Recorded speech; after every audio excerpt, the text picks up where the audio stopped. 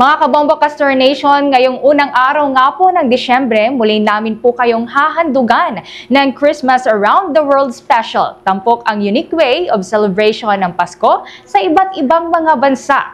Tara alamin po natin kung paano nga ba ipinagdiriwang ang Pasko sa bansang pinagmulan ng relihiyong Budismo, ang bansang India, na tinaguri ang The Lands of Spirituality and Philosophy. Narito po ang aking inahandang special report. Bombo Radio Philippines presents Christmas Around the World.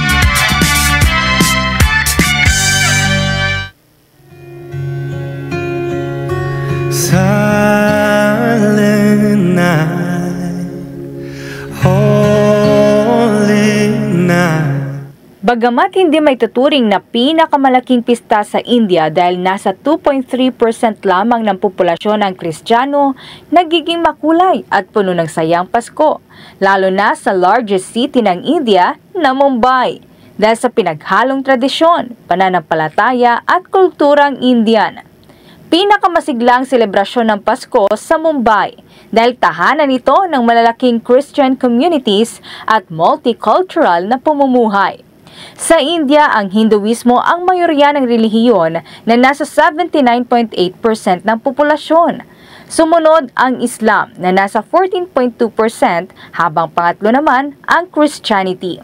Ang bansang India na matatagpuan sa timog na bahagi ng Asya ay may share borders sa 7 bansa na Bangladesh, Bhutan, China, Myanmar, Nepal, Pakistan at Afghanistan. Dahil nga minorya lamang ang Katoliko sa India, may makulay at unique way of celebration ang mayorya ng populasyon ng India. Nakatumbas rin ng Pasko na ipinagdiriwang ng mga Katoliko.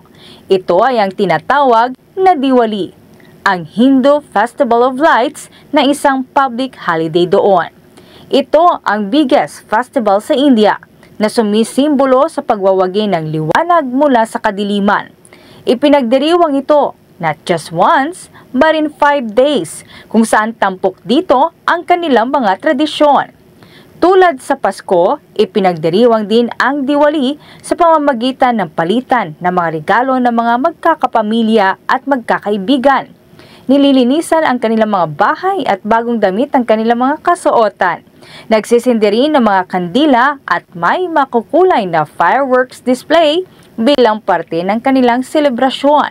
Kaugnay niyan, narito pa ang pagkikwento ni Bombo International News Correspondent Geoffrey Katungal hinggil sa Diwali Festival sa India. Sa India, dito sa India, it is not much that, no? Because there are other major events than Christmas. There is this Diwali, that is one of the major celebrations held every year, and that is almost equivalent to Christmas. Yung sa lights, about lights, yung over is bad spirit, something like that. They are celebrating this every either September or October of the year. Ayon kay Geoffrey, nakakalungkot dahil hindi gaanong espesyal ang Pasko sa India, lalo na sa mga kumpanya kung saan kapag Pasko, hindi ito holiday.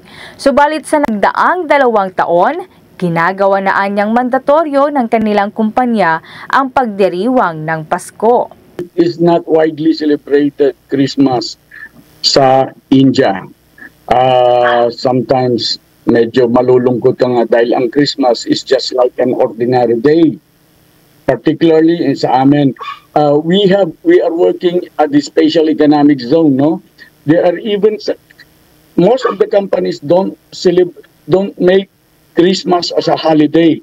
In fact, there was this time only 2 companies lang ang nagkaroon ng holiday during Christmas. That is Pioneer, our company, of which majority of our experts are Filipinos. So we insisted for that na magkaroon tayo with our management. Now, however, the good thing of it, recently, for the past 2 years, nag-celebrate all other companies are having this, they are making it as a mandatory to celebrate Christmas. Subalit sa mismong araw ng Kapaskuhan, isa itong holiday lalo na karamihan sa mga expatriate ay mga Pilipino. Kaya't ayon kay Geoffrey, nabibigyan sila ng pagkakataon na ipagdiwang ang Pasko. We usually have the celebrations, no, na our company provides us during 25th. We have lunch from among us, the Filipinos, the expatriates. Yun ang nangyayari sa amin with our company. Since we are mostly, as I've told you, no, mostly of us, our expatriates are Filipinos, kaya nagkakaroon kami noon. Hindi mahirap para yun. At saka holiday 25 sa amin, kaya nagkakaroon kami ng lunch. Kasalo rin nila sa selebrasyon ng Pasko ang kanilang katrabahong Indian nationals, kung saan ang kanilang mga handa ay pinagsamang mga Indian at Filipino foods. So sometimes we do invite some of our colleagues then. So we prepare biryani, we prepare curry, then sweets. Sa atin then, we usually do the pasta. We have spaghetti or more or less pancit coming from Philippines.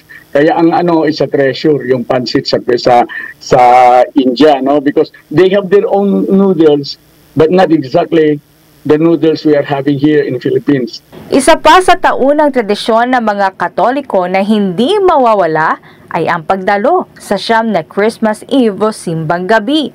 Sa India, dinadagsa ang mga simbahan tulad ng Mount Mary Basilica at St. Michael's Church na parehong matatagpuan sa Mumbai, kung saan libo-libong deboto ang dumadalo sa Christmas Eve Mass. Ayon kay Geoffrey, bagamat hindi pa niya nararanasang magsimbang gabi sa India dahil sa layo na rin ang kanilang trabaho mula sa city, nagsisimba naman ito sa misa para sa mismong Christmas Day. Simbang gabi sa India, to be honest with you, I have never tried yet kasi there was time na maghahanap kami, parang hindi namin ma-access yun. And during working time, parang malayo kami sa baya, sa city. We still have to go to city, no, to attend the English mass. Mostly Telugu, of which we could not comprehend. In fact, now it's really hard to learn Telugu. So simbang gabi is something alien from us now. Hindi kami nakaka-attend. But during the Sunday, of course, the Christmas celebration itself, uma-attend kami. I mean, the mass, on the daytime of 25th, uma-attend kami. Kung ikukumpara nga sa Pilipinas, nauuna tayo ng 2 oras at 30 minuto na magdiriwang ng Pasko mula sa India.